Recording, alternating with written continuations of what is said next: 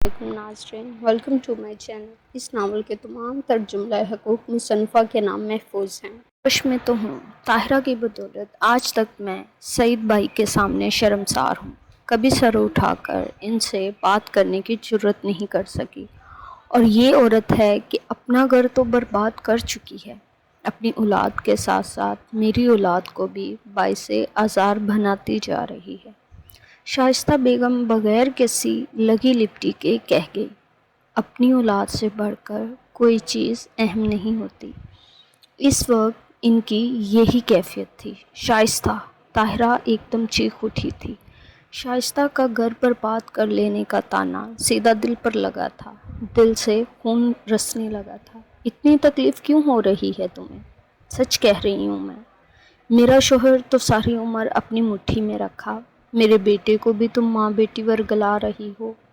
मुझे आईना दिखाने से पहले तुम अपनी क्रिया सूरत तो देखो। वह तकलीफ़ से बलबला उठी थी, जो मुंह में आया कह दिया। शाइस्ता बेगम इस्तज़ाइया हंस दी। उल्टा चोर कोतवाल को डांटे, पहले तुम अपने गिरेबान में झोंको, फिर मुझे इल्ज़ाम देना।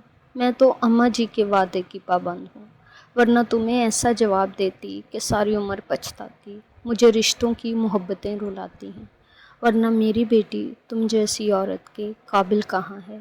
मुझे तो तुम्हारी औलाद को देखकर दुख होता है, दिल खून के आंसू रोता है। ना जाने तुम कैसी औरत हो जो अपनी औलाद की खुशियों को निगलने को बेताब हो। हमें तो बख्शो बीबी, अल्लाह ही तुम्हें हदायत दे। हम तो सिर्फ दुआ ही कर सकते हैं, तुम्हारे लिए और तुम्हारी औलाद के हक़ में भी। वो ताहिरा बेगम को साफ साफ सुनाकर बग़ैर एक सेकंड ज़ाया किए वहाँ से निकल आई थी। ड्राइवर अभी भी वहीं था। इन्हें आता देखकर इसने मुस्तैदी से दरवाज़ा खोला। वो अंदर बैठ गई। दिल अंदर ही अंदर तकलीफ़ से बलबला रहा था।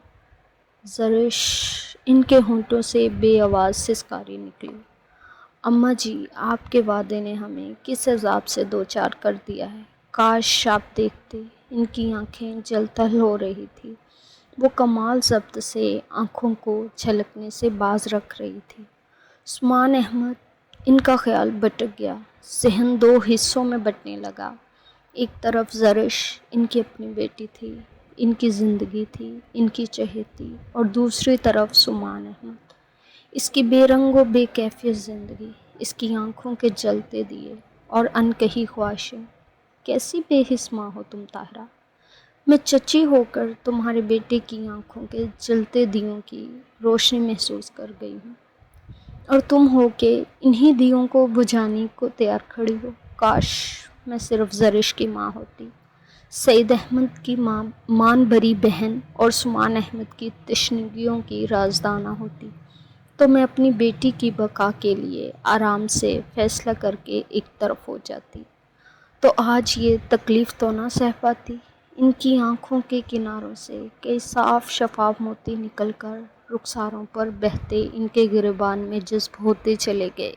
ना जाने कमरे में इस कदर हबस था, या फिर इसके अंदर इस गहरी हर सू छाई तारीकी में वो खिड़की खोले गहरी गहरी सांस ले रहा था, मगर अंदर की हद्दत कम होने की बजाय बढ़ती ही जा रही थी। न जाने कैसी आग थी जो बुझने का नाम ही नहीं ले रही थी। दर्द था कि हद से बढ़ता ही जा रहा था। अज़ियत थी कि बेहदो हिसाब। गम था कि ना मिटने वाला। चंद पल रज़ा हमीद ने ज़ोर ज़ोर से सांस लेने की कोशिश की थी, मगर अंदर की घुटन जूं की तू थी। इसने अपने कदम खिड़की से हटाकर बिस्तर की जानब बढ़ाए थे। इज़्तिराब, बेचैनी, बेकरारी और परेशानी से एक के बाद दूसरी दराज खोलता चला गया। पिछले एक हफ्ते से इसके अंदर से धुआं उठ रहा था, जो इसका सब कुछ चलाता जा रहा था। इसके अरमान, इसके अनदेखे ख्वाब, इसकी ख्वाहिशों की तितलियों के नाजुक पर और मीठे सपने। खिड़की से दूसरी तरफ का मंजर बहुत साफ़ और शफाफ था। गहरी तारीकी थी, मगर इस तारीकी में अवलीन चाँद की किरणें बहुत मध्यम रोशनी बखेर रही थी। वो पलकें झपकाए बगैर चाँद को देखता रहा, हत्ता के नामुकम्मल चाँद में एक अधूरा सा अक्स झिलमिलाने लगा। नवीरा एहसान, इसके लबों से यह नाम निकला था, اور پھر درد بن کر اس کے ارد گرد پھیلتا چلا گیا تھا۔ وہ اپنے دل کی انوکھی جسارت پر خود بھی حیران تھا، پشیمان تھا۔ ایک درد کے لامتناہی صحرا میں بھٹک رہا تھا، سمجھ نہیں پا رہا تھا کہ کیا کرے۔ اف میرے اللہ، یہ کیا ہو گیا؟ وہ تو میرے لیے بہت محترم تھی، بہت عظیم، پھر یہ کیفیت کون سی سزا ہے؟ بالوں کو مٹھی میں جکڑتے وہ اذیت کی انتہا پر تھا۔ اپنے دل کے اس دوگلے پل کے پرفریب دھوکے پر اپنے دل کے جرم کو ناقابل معافی قرار دے کر خود کو سزا پر سزا دے رہا تھا۔ اندر سینے میں جلنے والی آگ اس طرح بجھنے والی نہ تھی۔ I'm sorry نویرا، میں اپنے آپ کو کیسے سمجھاؤں؟ تم تو میرے لیے باعث صد احترام تھی۔ نہ جانے یہ دکھ کا صحرا کہاں سے ابھر آیا ہے۔ میں تو اپنے آپ سے نظریں ملانے کے قابل نہیں ہوں۔ وہ جذباتیت سے کڑ کر رہ گیا۔ رات کا 1 بج رہا تھا۔ کلاک پر ایک نظر ڈال کر وہ باتھ روم میں گھس گیا۔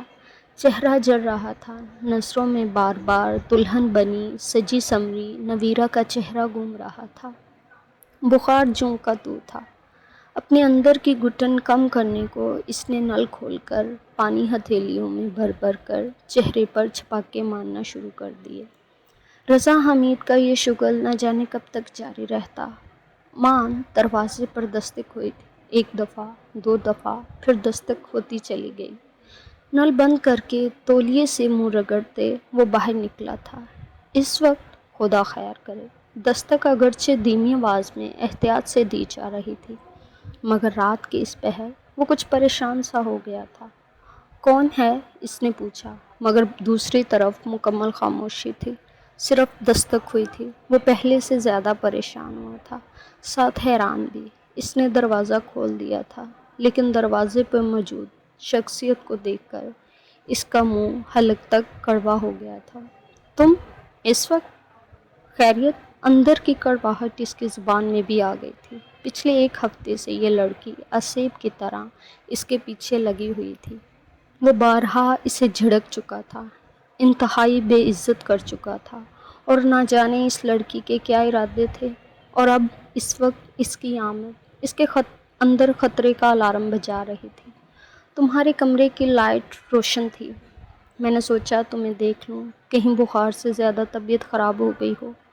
وہ واقعی متفکر تھی، مگر رضا حمید پر کچھ اثر نہ ہوا تھا۔ شکریہ اس نوازش کا، میں اب بالکل ٹھیک ہوں۔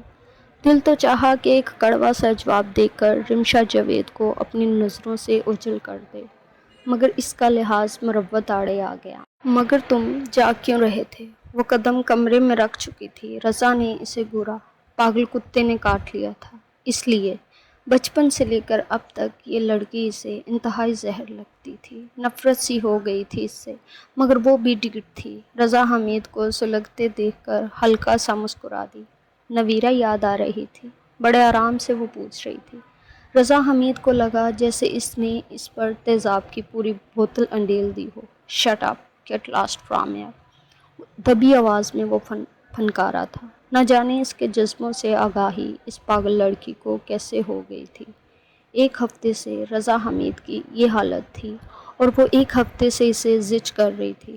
اب رات کے اس پہر مجھے شٹ اپ کروا کر تم کس کو دھوکہ دو گے، خود کو یا مجھے؟ وہ سلگ رہی تھی۔ تم جاتی ہو یا میں تمہیں دھکے دے کر باہر نکالوں؟ وہ بمشکل اسے برداشت کر رہا تھا۔ اگر وہ اس کی ماموزاد نہ ہوتی تو وہ واقعی اسے دھکے دے کر نہ صرف اپنے کمرے سے نکالتا، بلکہ اپنے گھر سے بھی باہر کرتا۔ بعد میں گھر والے جو مرضی سلوک کرتے، تم مجھے کیا نکالو گے؟ میں تو خود چلی جاؤں گی، مگر یاد رکھنا نویرا کا بھوت سر سے اتار لو۔ کچھ نہیں تو کم از کم اپنی اور اس کی عمر کا ہی لحاظ کر لو۔ اپنے سے بڑی آپا سے عشق فرما رہے ہو۔ محترم رضا حمید کا حد تمیز انداز دیکھ کر وہ بھی سلگ اٹھی تھی۔ رضا حمید سے اس کے الفاظ برداشت نہیں ہوئے تھے۔ Shut up! رضا نے کھینچ کر تماچا اس کے منہ پر دے مارا تھا۔ اندر جو دل جل رہا تھا، اس کی تپش کسی نہ کسی طرح تو نکلنی ہی تھی۔ رمشا تھپڑ کھا کر ایک دم ساکت رہ گئی تھی، بے یقینی سے رضا حمید کو دیکھا۔ وہ لاکھ نفرت کا اظہار کرتا تھا، مگر کبھی ہاتھ اٹھانے کی نوبت ہی نہیں آئی تھی، اور اب وہ پھوٹ پھوٹ کر رونے لگی تھی۔ رضا حمید غصے بھری نظروں سے اسے دیکھ رہا تھا۔ اس وقت دماغ کچھ بھی سوچنے سمجھنے کے قابل نہ تھا۔ یہ بھی نہیں کہ یہ رات کے اس پہر ان کا شور سن کر کوئی بھی ادھر آ سکتا ہے۔ تم فوراً میرے کمرے سے نکل جاؤ، بس فوراً، وہ کہہ رہا تھا، کمرے میں چکر لگانے لگا تھا۔ تم پچھتاؤ گے، دیکھنا تم مجھے رلا کر تم کیسے سکھی رہ سکتے ہو۔ تم تو اپنی کیفیت سے اب باخبر ہوئے ہو۔ میں تو اسی دن سے جان گئی تھی جب مستقل تمہارے گھر رہنے آئی تھی، اور وہ پاک دامن کیسے بڑی آپا بن کر تمہیں ورگلا گئی۔ کمینی، ذلیل۔ رخسار آگ کی طرح دہک رہا تھا اور اس حساب سے اس کی زبان سے شعلے اگلنے لگے تھے۔ رضا سے مزید برداشت نہ ہوا اور وہ اشتعال میں آگے بڑھا۔ بہت ہو گئی، دفع ہو جاؤ تم یہاں سے۔ آئندہ میرے سامنے اپنی شکل لے کر نہ آنا، ورنہ کچھ کر بیٹھوں گا میں۔ مجھے تم جو مرضی کہو، نویرہ کے لیے ایک لفظ بھی نہیں۔ اس کی بارود کی طرح اگلتی زبان دیکھ کر رضا حمید نے اس کا بازو دبوچ کر کمرے سے باہر دھکیل دیا تھا۔